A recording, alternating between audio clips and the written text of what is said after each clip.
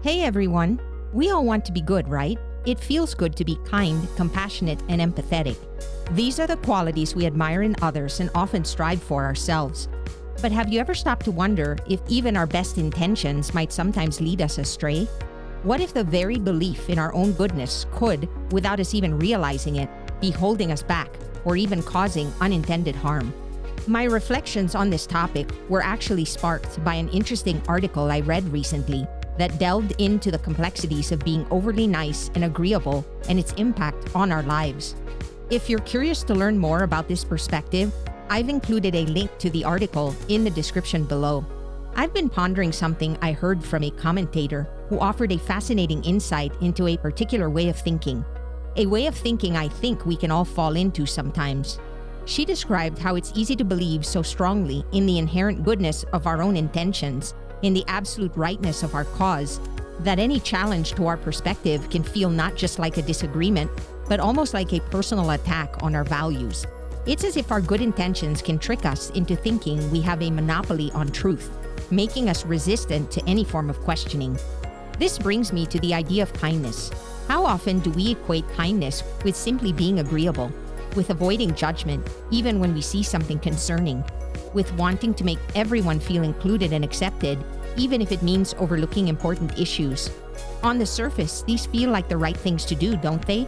But have you ever been in a situation where your desire to be kind, to avoid causing discomfort, actually left you feeling like you weren't truly helping, or even that you were enabling something negative?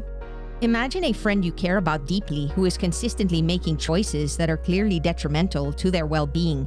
Maybe they're struggling with a bad habit or making poor decisions. Your first instinct might be to offer unwavering support, to avoid judgment, to simply be kind and accepting of their choices. You want to be a good friend, right? But if you were that friend deep down, wouldn't you want someone to have the courage to be honest with you, even if it was uncomfortable to hear? Wouldn't you want someone to see past the surface and offer genuine help, even if it meant pointing out a difficult truth? Sometimes true kindness isn't about avoiding discomfort. Sometimes the most loving thing someone can do for us is to have the courage to speak difficult truths, to set boundaries with us, even if it causes temporary pain or discomfort. It might sound harsh, but think about a time someone was truly honest with you, even when it was hard to hear. Didn't that honesty in the long run often prove to be more helpful than someone just telling you what you wanted to hear? By constantly shielding someone from the consequences of their actions out of a misplaced sense of pity or a fear of being seen as judgmental, are we really helping them, or are we just enabling their harmful behavior and ignoring their unspoken cries for help? Think about a mother bird teaching its young to fly. It might seem unkind to nudge them out of the nest, to force them into the unknown, but that seemingly harsh act is essential for their survival. It's a form of tough love, driven by a deep understanding of what the young bird truly needs to thrive. Can you think of a time when someone pushed you out of your comfort zone, and even though it was scary, it ultimately helped you grow?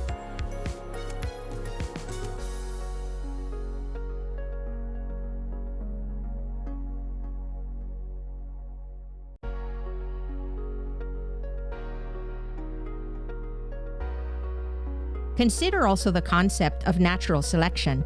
There are inherent boundaries and consequences in the natural world that, while sometimes harsh, ultimately serve a purpose.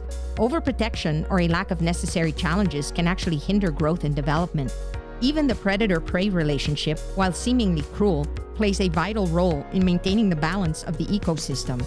It's a reminder that sometimes what appears to be unkind from one perspective is actually a necessary component of a larger, more complex system. These principles, while observed in the wild, resonate deeply within our own human landscape. Just like the mother bird pushing her fledgling, sometimes the truest form of kindness involves challenging someone, setting boundaries, or even allowing them to face the natural consequences of their actions. It's not about being cruel or judgmental, but about having the courage to see beyond the immediate desire to avoid discomfort, and instead focus on what will truly benefit the individual in the long run.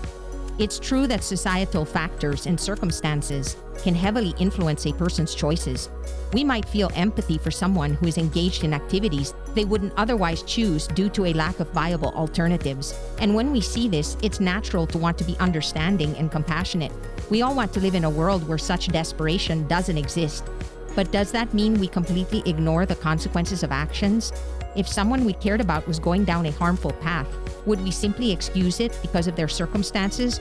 Or would we try to find a way to help them towards a better future, which might involve some level of accountability? Just as in nature, where there are natural consequences, in our human society, accountability, when delivered with empathy and a focus on a path forward, can ultimately be a constructive form of kindness than simply looking the other way. And just as a forest needs the balance of different species, our society needs the friction of diverse perspectives. When we become so convinced of our own goodness that we shut down any dissenting voices, we risk creating an echo chamber where critical thinking withers and the potential for harmful consequences grows unchecked. It's also important to acknowledge that as humans, we often look at nature and see what we perceive as cruelty or injustice. Our innate desire to create a better world, a more perfect existence, often leads us to want to intervene, to go against what we see as the harsh realities of the natural world.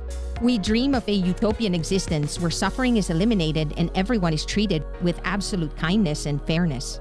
But perhaps this very pursuit of a flawless utopian ideal, while well-intentioned, can lead us astray. By trying to completely override the fundamental principles we observe in nature, we might be building a fantasy world that simply cannot exist in reality, potentially causing more harm than good in our attempts to create perfection.